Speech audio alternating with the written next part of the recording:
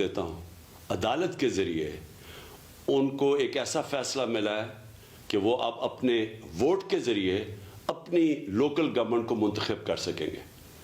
ہماری بڑی بدقسمتی ہے کہ اس ملک میں ایک تو ایک کرپٹ ٹولہ مسلط ہے اور ان کے ساتھ ملا ہوا ہے الیکشن کمیشن, جو ہمیشہ ان کی سپورٹ کرتا ہے اور جمہوریت کے خلاف فیصلے دیتا ہے. اور اللہ کا شکر ہے کہ عدالتیں ہمیشہ ان کے فیصلوں کو مسترد کر دیتے ہیں. یہ جو کرپٹ ٹولہ ہے یہ عوام سے ڈرتا ہے, یہ الیکشن سے بھاگتا ہے.